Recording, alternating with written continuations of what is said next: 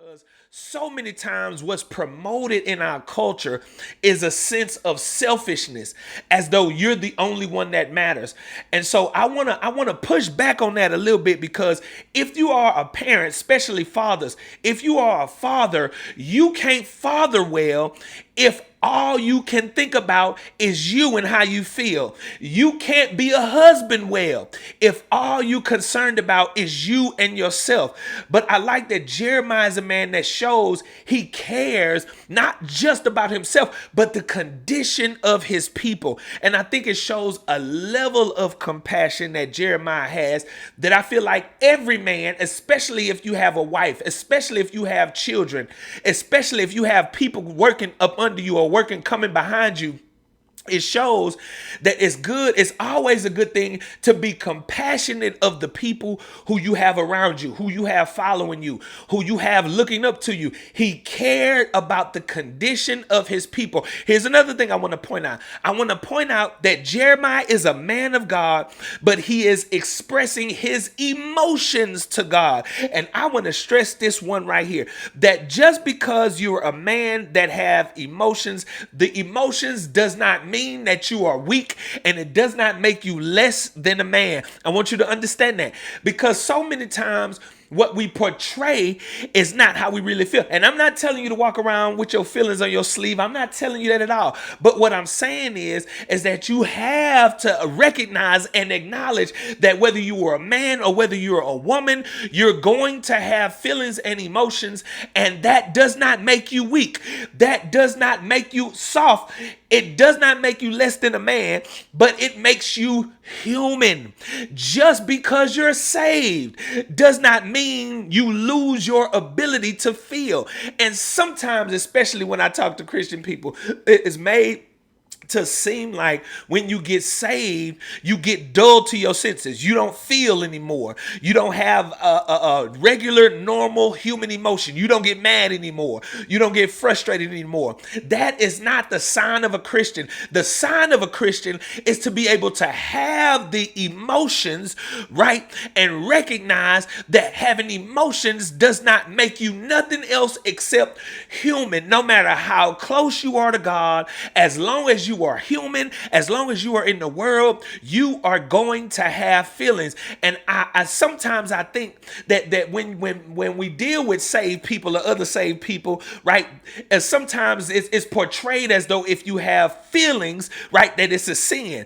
But I want you to understand the difference between when I was unsaved and now that I am saved. Before, when I was saved, if I got mad, I acted on my anger. If I had a feeling, I acted on my feeling. But once I got saved, the Holy Spirit now helps me, get this, to manage my feelings and my emotions. So I have them, right? But I don't let them dictate my behavior. And so here's what I want to point out about Jeremiah. Jeremiah, in Lamentations, he shows you the right way to handle your emotions. He prays. He simply expresses them to God. And I want to point this out tonight. I don't think we ever got to number one yet, but if there was a number one would be he prayed about it, to pray about it. He expresses how he feels to God. And I want to stress that he prays to God. He expresses them to God. No matter who you are, your emotions are not meant to stay on the inside of you. And you'll realize this. When you try to hold them in, they come out in ways that you're not anticipating them to come out in. I want you to get that.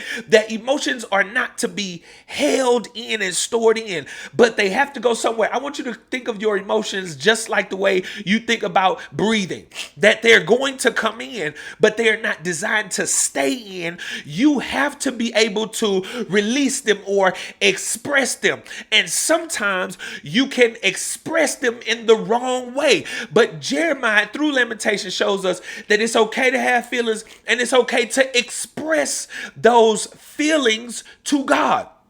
And I like that. I like that he shows that one of the ways we get deal with our emotions is by praying. It's by praying. If you like me, Everybody don't need to know what I'm dealing with all the time. Everybody don't need to understand what I'm going through all the time, but God does. And I recognize that even though I may not be able to be vulnerable with everybody, I know that I can be vulnerable with God. And I want you to get that. God is not just there for your physical. He is there for your mental health. He is there for your emotional health as well as your spiritual self. And I want you to get it.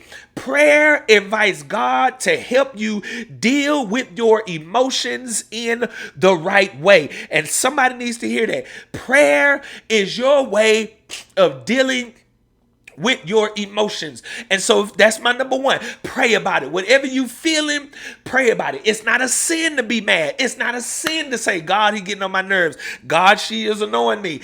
God, I don't want to deal with him today. The understanding is that you got to learn to pray about it. That's the stressor. Number one, I need to learn how to pray about my emotions before I respond to my emotions. I want you to write that. I need to learn to pray about it. Pray about it. Whatever you're feeling, pray about it. Even though Jeremiah has intense emotions, he does not act out of his emotions. He simply expresses them to God. He prays about it. And I want you to